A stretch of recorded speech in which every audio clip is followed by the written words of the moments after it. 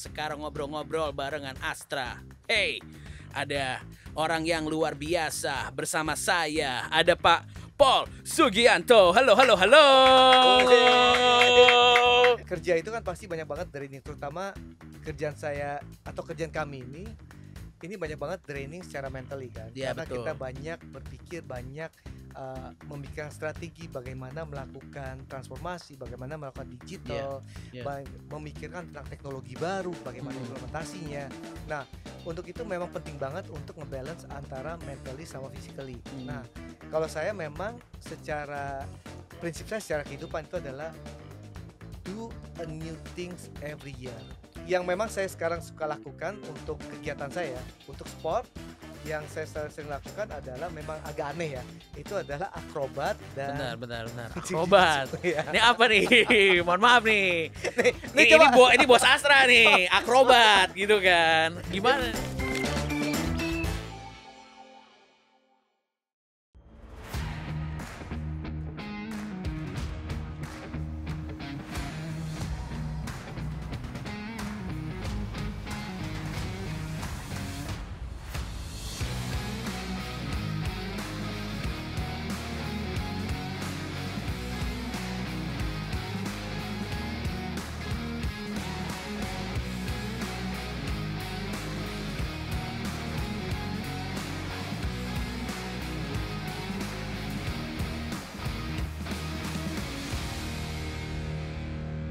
Alright, we're back. CEO Talks.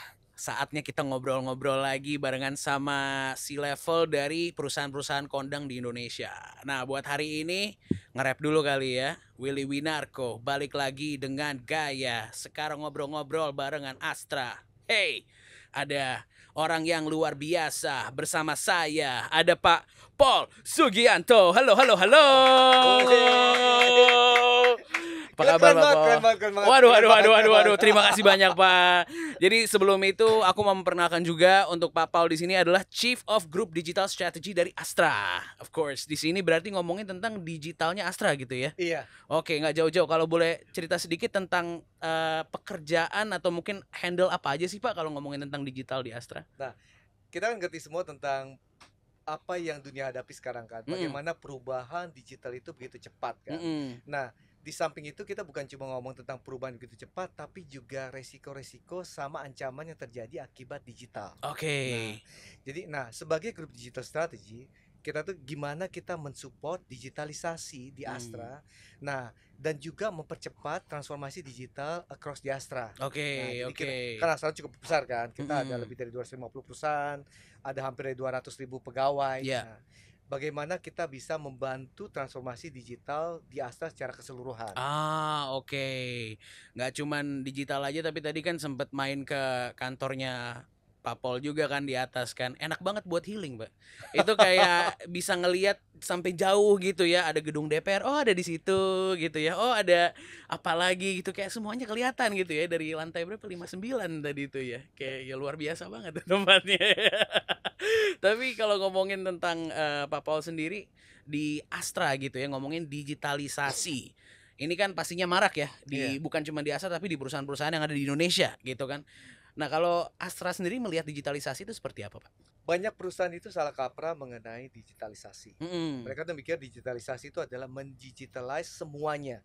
Semua proses dipaksain untuk jadi digitalize. Oke. Nah, tapi ini adalah salah kaprah yang kacau banget sehingga memaksakan proses menjadi lebih kompleks daripada diperlukan. Tujuan dari digitalisasi adalah membantu proses menjadi lebih baik lagi. Oke. Menciptakan bisnis baru. Oke. Ya kan? Dan juga membuka kerjasama baru yang tadi nggak pernah bisa dilakukan. Nah, tapi kembali lagi bukan mendigitalisasi semuanya, tapi bagaimana mensupport, membantu proses, membantu company yang ada sehingga lebih mengakselerasi daripada proses yang ada dan juga membuka kemungkinan baru, membuka bisnis baru. Oke, berarti nggak asal-asalan digitalisasi gitu ya? ya? Nah, makanya kenapa selalu bilangin nih ke semua orang, yuk hati-hati tentang tema digitalisasi.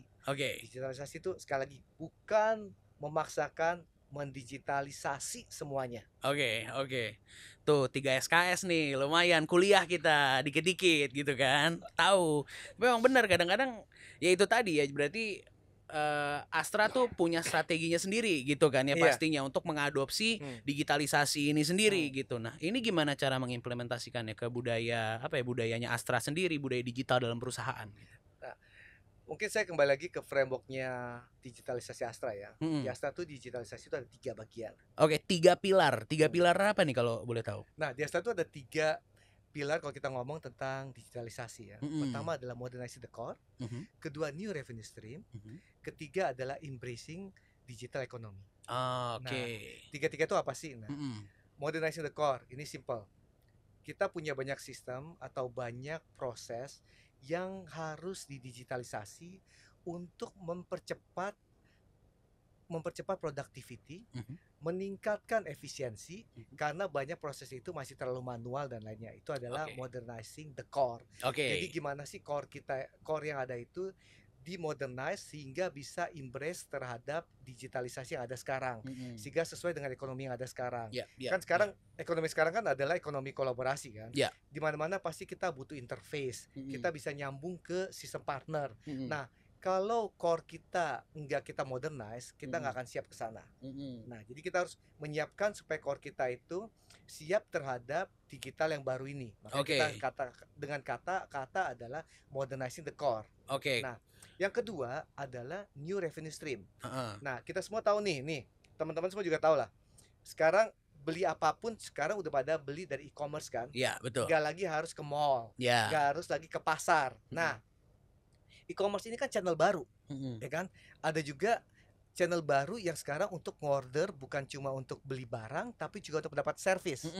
Nah, kalau kita nggak embrace cara baru, itu membuat new revenue stream dengan cara baru, kita akan ketinggalan kan. Nah, jadi pilar kedua itu gimana menyiapkan Astra untuk ready dan juga bisa involve dan main di dalam new economy ini. Jadi menciptakan new revenue stream dengan integrasi di digitalisasi, dengan pembuatan atau involvement di e-commerce, atau dengan membuat e-commerce baru, atau dengan kolaborasi dengan e-commerce yang ada, atau juga kita ngomongin tentang offline to offline channel. Kan sekarang orang nggak ada lagi kan cuma beli offline, kadang-kadang orang pengen cek dulu nih online baru beli offline. Oh iya, betul. Itu kita ngomongin offline to online. Oke. Online to offline. Nah, Oke. kadang-kadang ada orang ngeliat online dulu baru buka offline, ada juga orang ngetes dulu baru belinya di online. Ya, nah, benar. Ini kita ngomongnya O2O nih. Ini yang kita sebut dengan new revenue.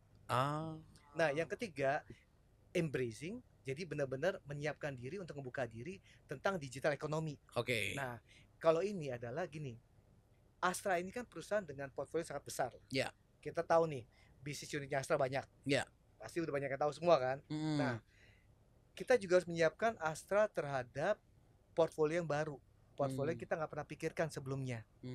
Yang kita tahu kita nggak punya core competence-nya, tapi kita tahu ini adalah salah satu future yang kita harus involve ke depannya. Oke. Nah, ini adalah di mana area Astra melakukan investment terhadap startup, terhadap new economy, juga terhadap new technology. Iya, benar. Nah, ini kita ngomong sebagai pilar ketiga, embracing digital economy. Oke. Aku boleh minta kayak contoh realnya nggak sih Pak, biar kita juga bisa ada gambaran gitu, kayak misalnya dari core tuh biasanya tuh yang kayak gimana sih gitu kayak gitu Pak. Nah, kalau kayak core kan kayak tadi nih, misalnya gini, kita punya sistem. Biasanya kan kalau kita ngelihat sekarang, kita pasti pernah dengar cloud. Iya, cloud ya. Pasti juga pernah dengar tentang API. Ya. Nah, sekarang kalau kita ngelihat banyak sistem, kalau kita ngomong ya sistem-sistem legacy, itu sistem-sistem yang udah tua. Karena sistemnya dibuat dengan sistem yang lama, jadi banyak banget itu menggunakan prinsipal yang lama. Itu masih belum menggunakan prinsip kolaborasi. Oke. Nah, karena belum menggunakan prinsip kolaborasi, itu nggak pernah dipikirkan gimana sih membuat sistem yang scalable, yang bisa connected dengan sistem lain, karena biasanya dibuat tuh sebagai island-island terpisah.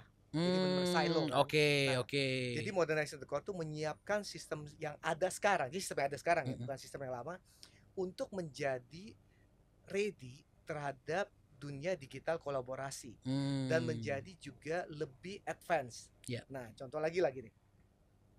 Sekarang kebayang nggak manufacturing tanpa robotisasi?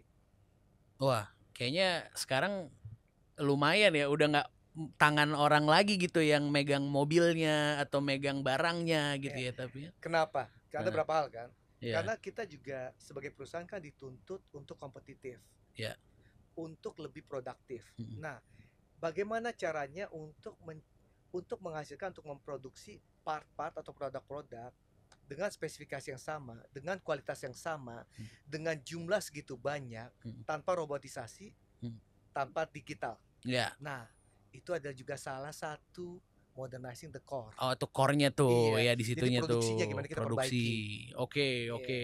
Ya ibaratnya yang udah ada dulu yang mungkin udah ada dan udah apa ya, ibaratnya udah mendarah daging gitu ya jatuhnya ya. Nah, itu di modernize gitu ya. Makanya kan modernizing the core. Ini bukan sesuatu yang baru. Jadi core yang udah ada kita modernize. Ya.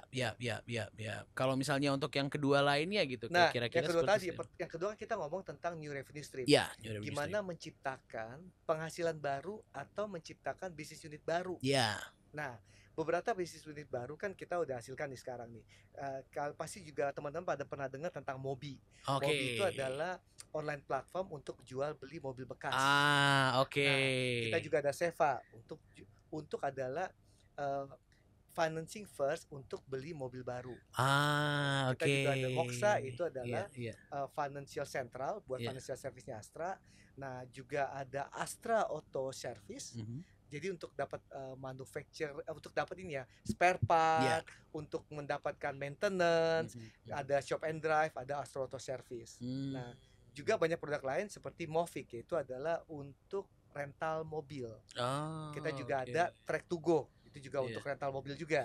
Nah, ini kenapa? Gini, kalau kita tetap bertahan terhadap produk yang selalu kita cuma lakukannya offline, kita akan ketinggalan karena kita tahu nih generation milenial, generation Z, sekarang mau apa-apa pakai aplikasi.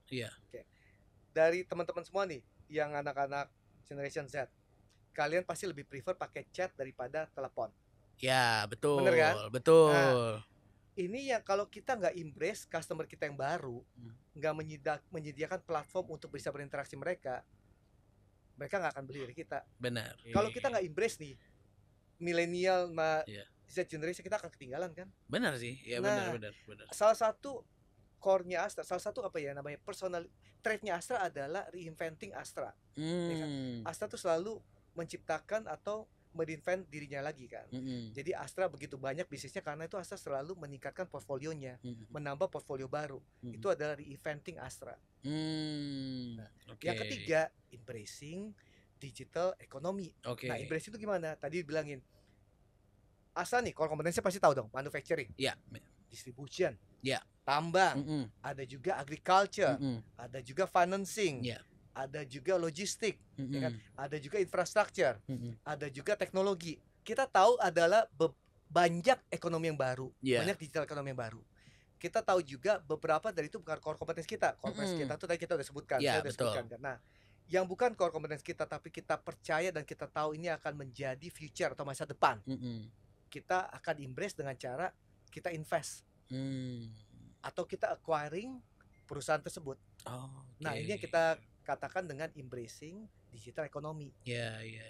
Nah, investment kita yang baru itu cukup banyak sih. Mas Willy bisa tinggal di Google kok. Iya, boleh sih ya, bisa sih ya dilihat kan? Ya di situ ya. Apalagi tahun lalu kan kita mulai banyak invest kan. Di hal-hal baru yang kita nggak pernah memikirkan sebelumnya. Coba pernah memikirkan nggak? Astra berpikiran untuk invest di cold chain logistik kayak Paxel. Ya, beda sih kompetensinya ya. Biasanya manufacturing ya kan. Terus sekarang ini ibaratnya apa ya ngomongnya kalau Paxel tuh ya.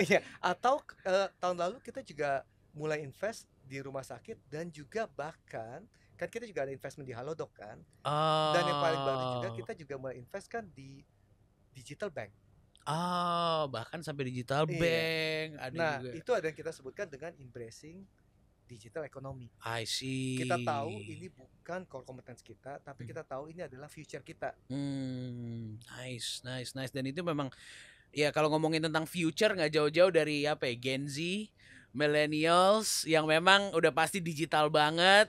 Digital native mereka. Dari lahir udah terbiasa dengan aplikasi, dengan HP, dengan iPad. Exactly. mereka itu adalah feature kita kan. Mhm. Nah, kalau kita nggak embracing how to interact dengan mereka, Mhm. bagaimana kita menyiapkan customer kita berikutnya, bagaimana kita menyiapkan pegawai kita berikutnya. Kan Hmm. sebagai perusahaan kita harus mikirin tentang succession Ya. daripada leadership kita, daripada Mhm. pegawai kita, dan juga harus mikirin tentang succession daripada customer kita. Betul, betul. Iya. Iya, itu kayak apa? Film Succession tuh ya. Iya, iya, ngomongin entrepreneurship. Suka nonton juga tuh. Makanya mirip-mirip nih CEO Talks nih, asik nih. Ada data juga kan katanya kan nih, 50% demografi usia produktif di Indonesia didominasi oleh Gen Z dan millennials. Nah, itu tuh kan. Iya. Jadi kalau misalnya buat Astra sendiri gimana tuh melihat apa bonus demografi yang sangat Nah, besar ini? Indonesia ini kan cukup baik ya dalam apa posisi demografinya ya. Mhm. Karena adalah negara yang terus berkembang nih. Ya. Ya. Nah, beda kalau kita bandingkan dengan negara yang sekarang mengalami kesulitan tentang perkembangan demografinya. Mhm. Dengan adanya positif position kita di demografi, kita harus menggunakan ini dengan baik untuk mempersiapkan Indonesia secara keseluruhan. Mhm. Kita bukan cuma mikir Astra doang. Salah satu poin Catu Dharma adalah gimana memberikan kembali ke Indonesia. Nah, Hmm. kalau kita negatif, saya ngomong dua hal nih. Satu adalah bagaimana demografi position ini kita bisa gunakan untuk Indonesia, untuk customernya. Jadi gimana customernya itu untuk kita persiapkan, dan juga untuk tenaga kerja kita. Untuk Okay. tenaga kerja kita wah, mungkin pasti tahu lah, Astra tuh punya banyak program kan. Ya. Ya kan. Dari Satu Indonesia, kemudian kita juga punya sekarang adalah nanti kita bisa cerita mengenai Astronaut, dan paling penting adalah mengenai Astra Digital Academy. Dan Astra juga punya Politeknik. Oh, I see. Nah, di sana kita mempersiapkan generation berikutnya untuk Astra. Jadi kita bukan cuma mikirin tentang making money, tapi kita juga mikirin tentang gimana mempersiapkan Indonesia dan juga tenaga kerja untuk Astra berikutnya. Oke. Nah, untuk customer-nya kita juga mulai siapkan. Kenapa kita mulai dengan digitalisasi ini? Ya. Karena kita yakin kita harus mempersiapkan diri supaya kita bisa merangkul dan bisa bekerja sama dengan customer baru yang benar-benar digital native. Ya, benar. Ya, kita harus ready untuk embrace generation Z dengan kita ngertiin perubahan market, kita ngerti perubahan perilaku, jadi kita juga udah siap. Nah, kita bukan ngomong kita harus menyiapkan diri ya. Kita sekarang ngomong kita harus siap sekarang. Kalau kita baru menyiapkan diri sekarang, kita udah telat. Udah telat, ya benar. Benar. Itu setuju banget sih, karena it's now already gitu. It's now. It's now. Yeah. Kita bukan talking lagi about like 1 year from now, 2 year from now. We're talking about now. Iya, sekarang pada saat ini udah harus seperti itu gitu. Benar. Kan ya jatuhnya. Ya berarti ada banyak ya program-program yang memang dilakukan sama Astra, especially buat Gen Z, millennials gitu ya. Iya. Ini mungkin satu yang menarik, ini juga kenapa akhirnya saya memilih Astra ya. Salah satu yang Astra tuh benar-benar pedoman lah dari Astra itu adalah yang kita sebut sebagai Catu Dharma. Poin pertama dari Catu Dharma adalah menjadi milik yang bermanfaat bagi bangsa dan negara. Ya. Jadi Astra itu bukan cuma perusahaan yang menjadi profit oriented, itu harus. Ya. Tetapi juga harus bisa memberikan kembali kepada Indonesia. Nah, bagaimana Astra memberikan kembali kepada Indonesia? Itu banyak banget kegiatan yang Astra lakukan. Contohnya Satu Indonesia Award. Kampung Berseri Astra. Desa Sejahtera Astra. Dan juga kita yang baru itu Astronaut. Itu adalah untuk startup sama Innovation Award. Buat semua startup dan mahasiswa di Indonesia. Oke. Dan ini memang menjadi itu tadi ya, kayak giving back gitu kali ya. Iya, karena kan ini juga salah satu kenapa saya memilih Astra ya. Karena bukan cuma kita mikirin sebagai profit oriented, tapi juga gimana kita memikirkan untuk giving back. Ya kan? Bisa memberikan sesuatu kembali ke Indonesia dan menjadi sesuatu yang bermanfaat bagi bangsa dan negara. Nice. Itu sesuatu yang spesial juga ya kalau ngomongin Astra ya jatuhnya. It's pride juga, ada pride-nya juga. Jadi kerja Astra tuh semua juga memiliki pride ya. Kita bukan cuma menjadi salah satu perusahaan terbesar di Indonesia, bukan cuma salah satu yang memiliki profit yang baik, selalu berkembang, selalu tumbuh, tetapi bagaimana dengan bertumbuh itu tetap bisa memberikan kembali ke Indonesia dan menjadi aset bagi Indonesia, Ya, bermanfaat oke. bagi bangsa dan negara. Nice, nice. Itu sesuatu yang spesial juga ya, dan akhirnya juga semoga itu juga tercermin di dalam semua program-program yang tadi itu tuh, yang Iya. lumayan cukup banyak itu kan. That's crazy, man. Tapi kalau ngomongin tentang Astra sebagai bisnis dan ngomongin tentang digitalisasi lagi gitu kan, ada beberapa tren-tren yang sekarang lagi happening. Mungkin udah pasti ada AI. Wah, keren, ya kan? Artificial intelligence, ada big data gitu kan, yang mungkin jadi obrolan hangat di sosial media gitu kan. Nah, ini boleh cerita dikit nggak kalau ngomongin tentang hal-hal seperti ini, gimana Astra mengimplementasikannya? Orang ini kan banyak sekarang tuh hype akibat viralnya daripada ChatGPT. Betul. Nah, saya akan ke sana. Saya nggak meng-underestimate mengenai disruption yang terjadi sekarang. Nggak, sama sekali nggak underestimate. Tapi saya mau memberikan fakta bahwa artificial intelligence itu sudah ada sejak lama. Nah, Astra pun sudah melakukan implementasi di artificial intelligence. Jadi di grup digital strategy kita tuh punya grup yang namanya adalah data intelligence. Di data intelligence tuh kita banyak melakukan pilot dan juga melakukan beberapa implementasi penggunaan artificial intelligence untuk bisa membantu Astra secara keseluruhan ataupun per bisnis unitnya. Nah, untuk yang udah diimplementasi, Astra, salah satu contohnya adalah Astra Autopart dan Astra Agro Lestari. Astra Autopart sudah mengimplementasi dalam bentuk bagaimana mempercepat pemeriksaan, uji kualitas, sehingga proses manufacturing bisa lebih cepat lagi dengan kualitas yang bisa dijamin. Oke, itu berarti udah dilakukan sama Astra. Oke. Nah, di Astra Agro Lestari itu adalah bagaimana mengimplementasi artificial intelligence dalam mempercepat atau menjaga monitor proses panen. Itu juga dilakukan. Oke. Iya. Wow, jadi ini sebelum lagi hype-nya ChatGPT sudah ada gitu ya, atau Iya. sudah diimplementasikan Iya. juga. Nah, ini kan kembali lagi ya, kalau kita ngomong, saya nggak underestimate Ya. tentang disruption yang terjadi di ChatGPT. Karena kita mesti admit ya, sesuatu yang baru ini adalah generative AI. Sesuatu yang orang-orang dulunya AI itu lebih ke otomatisasi, menggantikan proses-proses yang repetitif, sehingga mempercepat dan juga meningkatkan utilization atau efisiensi atau productivity dengan menghilangkan proses yang repetitif, karena itu diotomatisasi. Itu juga bagian dari AI. Atau bisa mengidentifikasikan kesalahan dengan lebih cepat sehingga kita bisa produksi lebih baik lagi, mengeliminasi mistake. Nah, yang baru ini yang sebenarnya yang mesti banyak orang mengerti adalah generative AI. Bagaimana dengan AI bisa menghasilkan suatu produk secara keseluruhan. Makanya kenapa omongannya adalah generative AI, bukan AI doang. Oke. Nah, generative AI itu apa? Nah, kita pun juga lagi pilot nih sekarang. Oke. Nah, generative itu bisa nggak sekarang? Contoh, creative agent lah. Dulu misalnya bikin KV, bikin gambar, bikin video. Dulu misalnya untuk bikin satu KV atau satu key visual ya, mereka butuh misalnya 16 jam untuk kualitasnya cukup baik ya. Sekarang dengan teknologi generatif AI dan juga penggunaan teknologi yang ada, bisa dikurangi di 16 jam cuma menjadi 6 jam aja. Atau bahkan cuma 2 jam.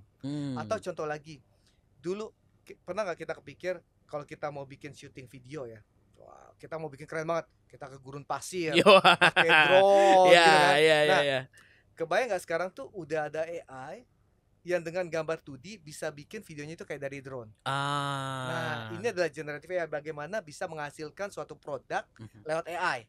Ini yang baru, ini yang disruptif.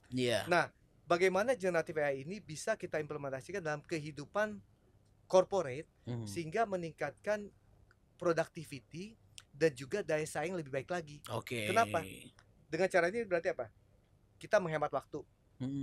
Kita menghemat cost. Coba tadi mesti gurun pasir, sekarang nggak perlu lagi. Betul, kan? betul. Nah, tadi kita ngomong tentang tadi mesti bikin 16 jam, saya bilang jadi 6 jam atau bahkan 2 jam. Ketiga, bahkan bisa menciptakan produk baru yang tadi kita nggak pikiran sama sekali desainnya.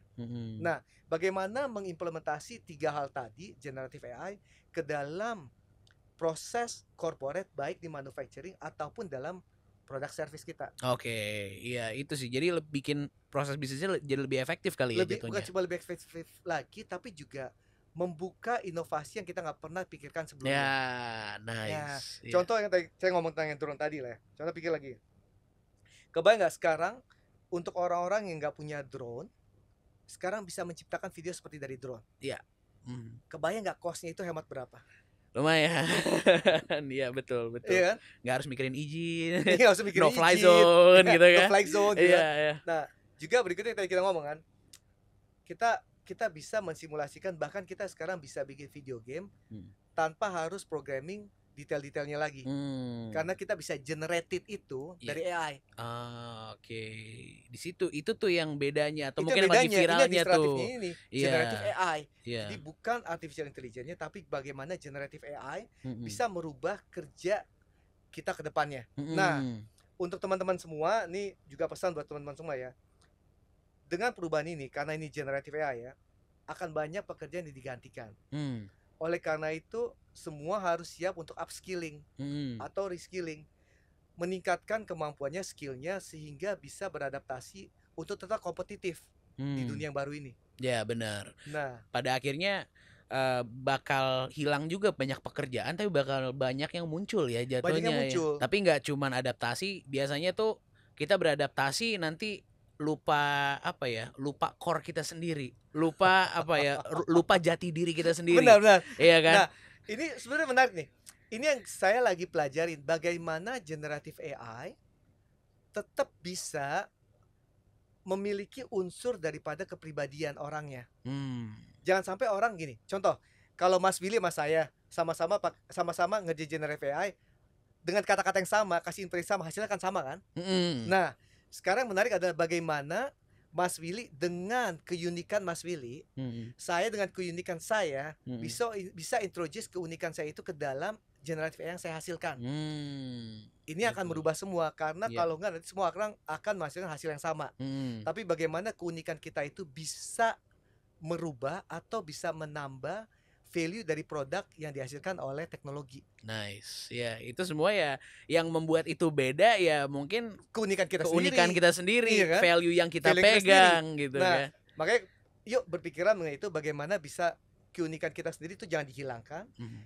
Tapi juga bisa menggunakan teknologi yang baru sehingga kita bisa menghasilkan sesuatu yang baru dengan keunikan. That's nice. Oke, berarti pastinya dengan adanya generative AI, big data, teknologi harus selalu beradaptasi lah ya untuk semuanya, untuk bisa selalu efektif, ya kompetitif lah di situ. Nah, salah satu yang tadi Astra lakukan juga kan melakukan banyak program-program yang untuk Gen Z, millennials gitu. Salah satunya yang aku sempat dengar namanya Astronauts. Iya. Wah, boleh cerita dikit nggak tuh tentang Astronauts? Jadi Astronauts itu sebenarnya ini a fun word ya, dari astronaut ya kan, dan kita kan Astra ya. Jadi kenapa kita buat namanya astronaut. Nah, kenapa kita menggunakan analogi dengan astronot. Kerjaan astronot itu apa sih? Astronot itu kan kerjanya adalah mengeksplor dunia baru, ya kan, melihat to the new frontier kan, melihatin batasan baru untuk mempelajari hal baru yang kita nggak pernah tahu sebelumnya.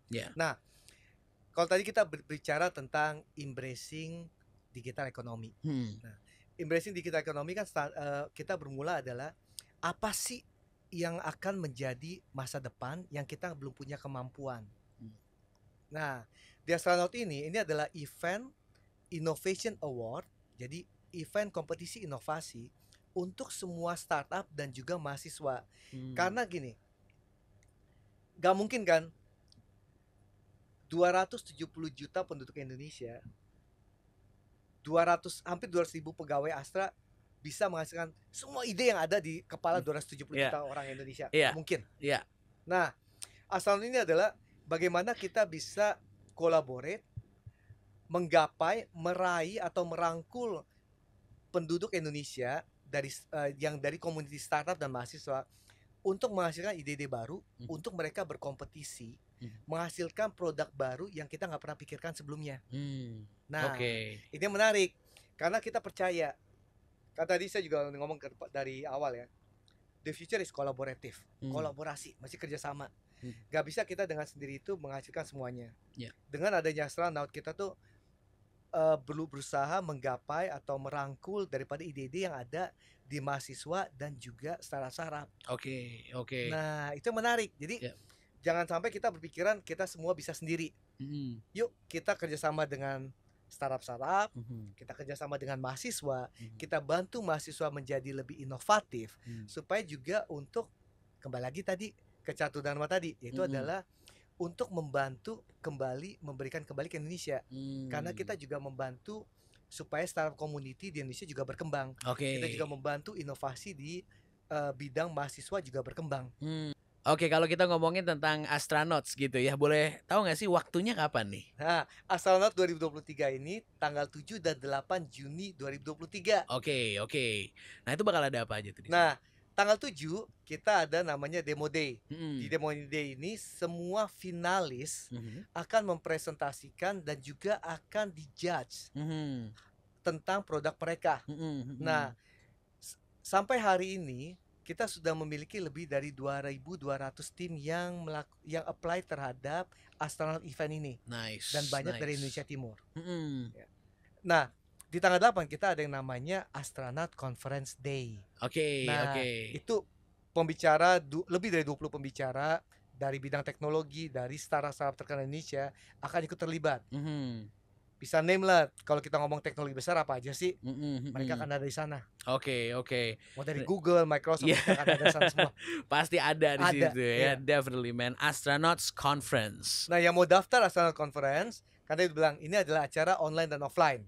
Online-nya bisa dilihat di YouTube Satu Indonesia. Offline-nya tinggal datang ke Catu Dharma Hall. Itu ada di Menara Astra. Pendaftarannya silakan ke homepage Astronaut. Google aja Astronaut Astra Digital. Langsung di situ ya. Of course, this is a very nice thing ya, collaborating, belajar bareng, saling belajar dari satu sama lain. Benar. Ya kan? That's where it's at pretty much. Iya. Kan kalau kita semua ini adalah moto kita apa sih? Learning new things. Relearning sama keep learning kan. Betul. And of course this all comes into astronauts as well gitu ya, bukan cuman kolaborasi membuat teknologi baru lah, bisnis baru lah, ideas baru lah, tapi juga sekalian belajar dari satu sama lain. Iya, gitu ya. Jadi kita juga bukan cuma innovation event atau innovation competition, tapi kita juga memberikan sesi, memberikan pembelajaran untuk semua orang di Indonesia yang mau terlibat. Ada sesi online-nya, offline-nya. Nah, ini juga salah satu giving back kita ke Indonesia. Jadi semua nih teman-teman, baik mahasiswa, startup yang mau ikutan, silakan daftar ke dalam ke dalam acara Astronaut 2023. Tapi kalau kita ngobrol tentang apa yang dilakukan sama Astra, lumayan banyak ya Pak ya. Apalagi untuk Bapak sendiri gitu ya, ada banyak banget pastinya job desk yang harus dikerjakan, iya kan? Bagaimana membalance itu semua? Especially you as a person, gimana ya? Ya kan kita sama-sama manusia gitu. We have 24 hours in a day. 24 jam aku sama 24 jamnya Pak Paul itu sama. Kita gak bisa gitu berubah kan? lah. Iya, that's it. Gitu kan? So, what do you like to do on your spare time? Ini sesuatu yang kita semua harus lakukan. Ngebalance mentally sama physically. Okay. Jadi kerja itu kan pasti banyak banget draining, terutama kerjaan saya atau kerjaan kami ini banyak banget draining secara mentally kan. Karena betul. Kita banyak berpikir, banyak memikirkan strategi bagaimana melakukan transformasi, bagaimana melakukan digital, memikirkan tentang teknologi baru, bagaimana implementasinya.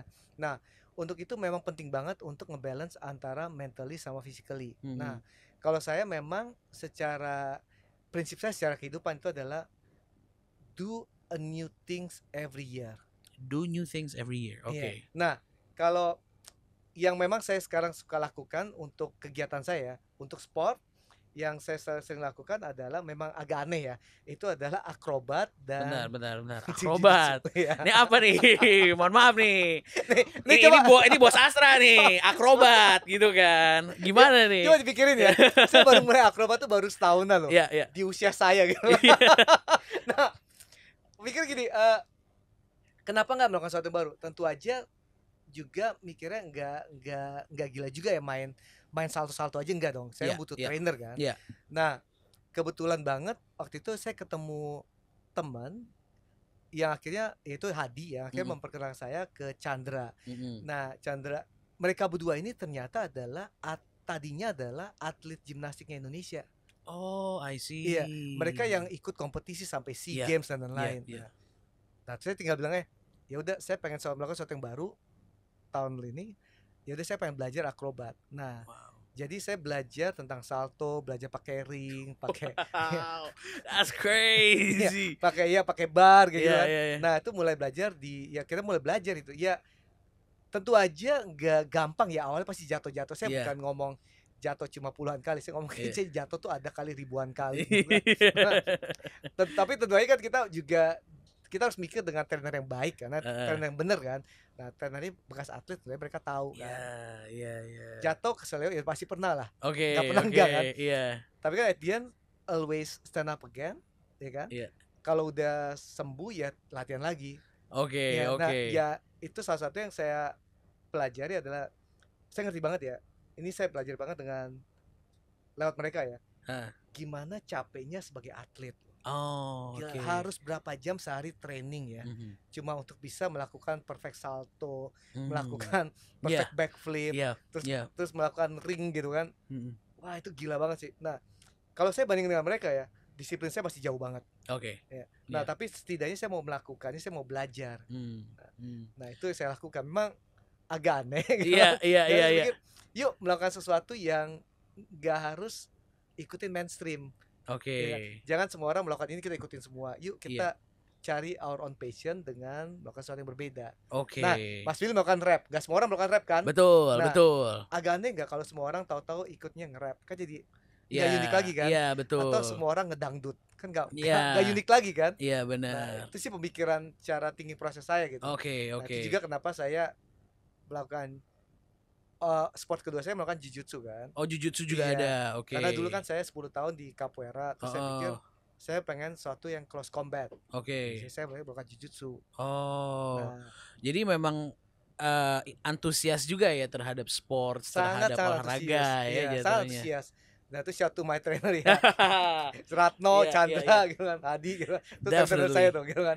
This is like kita kan memang sudah melakukan CEO Talks ya, Iya. lumayan lama dan yang aku lihat adalah CEO gitu kan, pemimpin perusahaan. Memang biasanya fisiknya itu kalau nggak fisiknya bagus banget, at least mereka tuh olahraga. Mereka membalance apa ya, hidupnya dengan olahraga atau dengan living healthy gitu ya. Kalau dari Pak Paul juga kayak gitu berarti ya? Itu kayak gini, untuk hidup sehat ini kan bukan suatu pilihan ya. Mm-mm, Ini yang harus kita lakukan gitu kan. mm-mm, Kita semua pengen hidup sehat, kita pengen hidup sehat juga untuk keluarga kita kan. mm-mm, Ya, yuk kita semua hidup sehat. Yuk kita mm-mm, semua beraktivitas, melakukan mm-mm, olahraga. Yuk ngebalance tentang mental health kita juga. mm-mm. Jangan sampai kalau kita sakit yang rugi kan keluarga kita juga kan. Betul, Ya, betul. yuk kita balance mengenai itu gitu. Oke, Iya. oke. Ngomongin mental health and everything. Pernah burn out nggak, Pak? Burnout. Nah, gini. Semua orang pasti pernah di satu sisi yang merasa udah capek banget. Ya. Sampai nggak bisa berpikir lagi dan lain. Itu Hmm. pasti semua orang pernah mengalaminya. Tapi adalah bagaimana gini. Burnout itu kan kayak leveling ya. Levelingnya Hmm. gini. Misalnya kalau kita kena di sini the burnout, bisa nggak levelnya kita naikin? Jadi Oke, kita malah jadi lebih susah lagi untuk burnout. oke, Nah, kalau saya prinsipnya adalah mental itu adalah sesuatu yang bisa dilatih juga. oke, Yuk kita latih mental kita supaya kita nggak gampang burnout.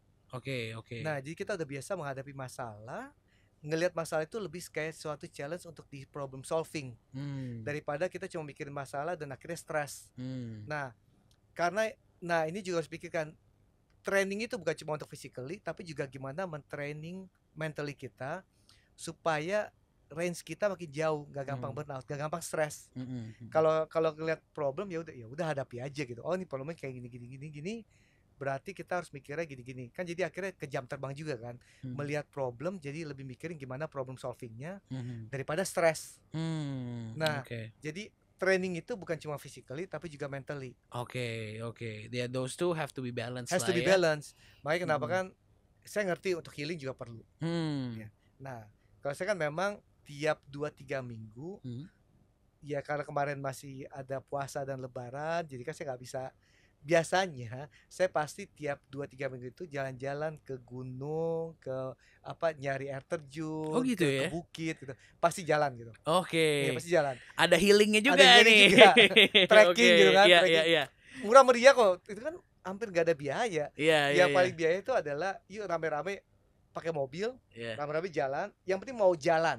Iya, iya, Yang iya, penting iya. mau jalan dan mau exploring. Iya, iya. Ya, bahkan kita bisa ketemu banyak tempat yang orang nggak pernah masuk sebelumnya. Benar. Jadi kelihatan ya tempat itu sarang laba-laba setebal apa gitu Oh kan. iya, iya, iya, iya, iya. Terus jadi airnya itu bagus banget. Itu Nice. suatu tempat karena interaksi manusia hampir nggak ada di sana. Ah, oke. Tempat kayak gitu juga masih banyak loh deket Bogor loh. Jadi banyak Iya, iya, tempat yang iya. bahkan orang aja jarang ke sana. Iya, iya. Terakhir kali aku pernah main ke Curug apa namanya? Curug Love atau apa gitu Oh, ya. Curug Love ya tahu. Oh, tahu ya, Iya, berarti ya. iya. Tapi aku hampir mati di sana. Susah banget itunya buat ke Karena sana. masih manjat. Nah, Iya. manjat Makanya terus kita tahu Curug turun Love masih gitu manjat, kan ya. iya. Wah, itu kayak cukup sekali sih jatuhnya. Iya Nah gak itu sih? juga ini kan, itu juga training kan, gimana Iya. kita nge-push diri kita sendiri. Kalau kita bisa nge-train diri kita sendiri secara mentally sama physically, range kita untuk kena burnout atau kena physically injury itu makin jauh. Jadi yuk, makanya yes itu penting. Kalau ngomong sampai bilang oh nggak ada waktu dan lain, it's all in your mind sih. Oke, You- oke. You can make the time sih. Bener, bener. Kayaknya kalau dari pembahasan kita itu ternyata kayak kesehatan fisik juga mensupport kesehatan mental kita juga gitu ya jatuhnya. Pastilah. Bahkan kayak secara kita ya itu tadi mau naik turun apa gunung, bukit gitu-gitu ya. Akhirnya ya itu juga mentraining kita untuk jadi lebih apa ya, lebih kuat aja gitu Iya kan, jatuhnya.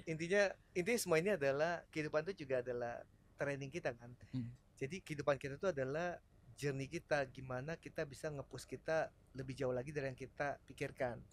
Nah, dulu apakah saya pernah kepikiran mau dapat posisi ini atau saya nggak pernah planning hidup saya, atau saya akan melakukan akrobat, mana pernah berpikir. Coba dulu saya tahu-tahu berpikir mulai latihan panahan. Iya, Awalnya mana saya berpikir untuk melakukan panahan. iya, Saya coba berpikir, yuk mencoba sesuatu yang baru tiap tahun. iya, Saya mencoba panahan, mencoba jujutsu, mencoba akrobat, iya, iya, yang iya. mencoba golf, yang sampai sekarang saya masih belum suka, tapi saya mau paksain. Oh gitu ya, malah nggak suka golf. Biasanya kalau tahu apa namanya pengusaha-pengusaha gitu sukanya main golf gitu. Iya, jadi saya mencoba sekarang kan, saya mencoba untuk melakukan belajar golf, Oke. lagi masih belajar, Iya. dan juga belajar untuk menyukai. Oke, oke. It's not easy, tapi Iya. maybe along the line saya akan suka. Tapi Oke. sementara sih saya masih belum suka. Oke, oke. Tapi saya tetap ke training ya. Oke, oke, oke. Jadi melakukan hal yang mungkin kita nggak begitu suka, tapi kita pengen nyoba untuk Iya, mencintai gitu ya iya, jatuh. Iya, iya. ya. Wow, that's so fun. Tapi itu tadi, just doing one thing different every year, mungkin ngebuat kita mindset kita jadi apa ya, terbuka kali ya. Jadinya nggak takut untuk melakukan hal baru gitu. Iya. Mungkin next time saya belajar musik. Nah, Saya jago bisa. nge-rap kan. Oke, siap. Let's make some beats. Iya, gitu kan. Tapi di situ ada nggak sih kayak mungkin pengalaman-pengalaman yang bisa diceritakan buat teman-teman, especially in trying these new things. Gini, I think like try new things ini gini.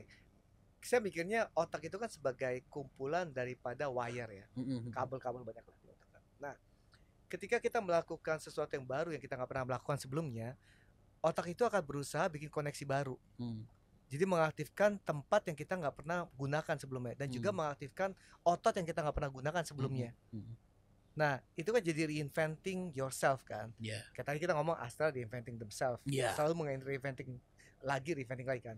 Kita sebagai orang juga yuk reinventing ourselves juga yuk, untuk menciptakan diri kita yang baru yang lebih baik lagi.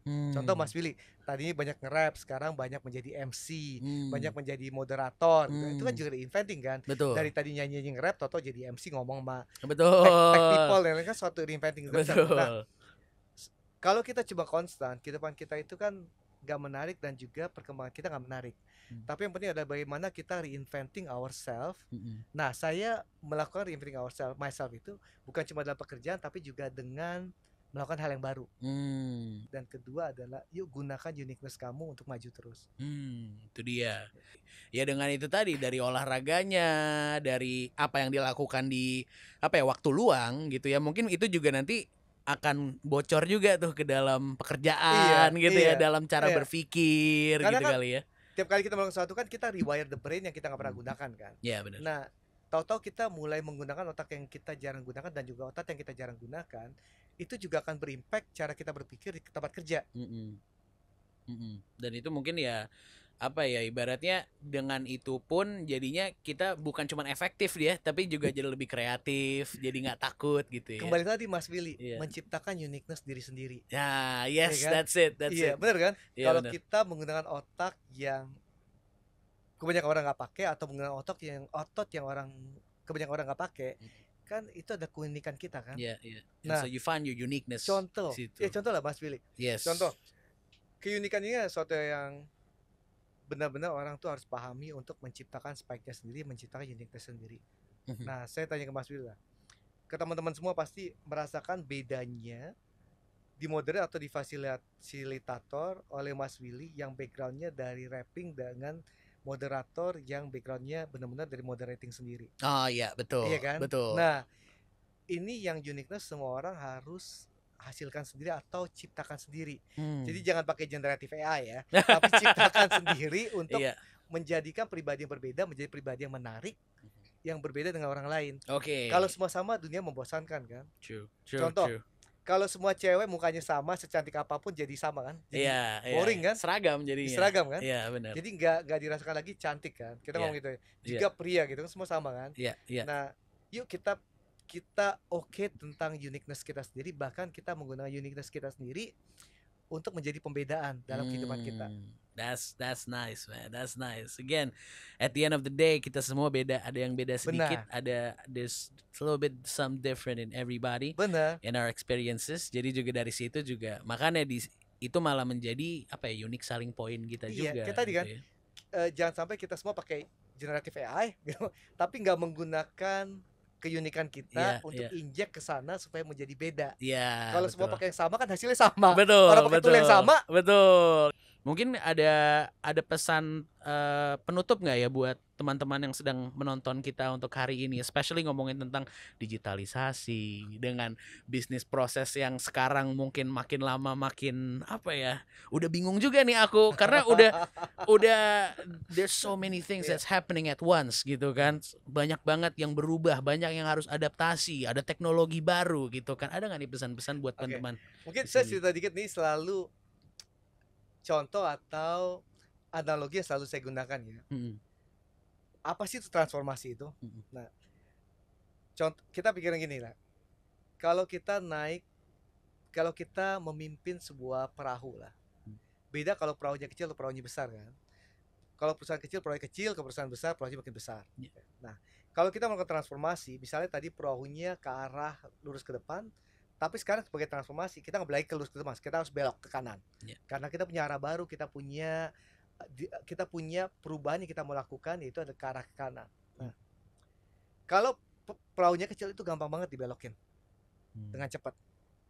Kalau perahunya besar, kamu belokin dengan cepat, itu kan momentumnya kenceng banget kan. Kenceng banget kan.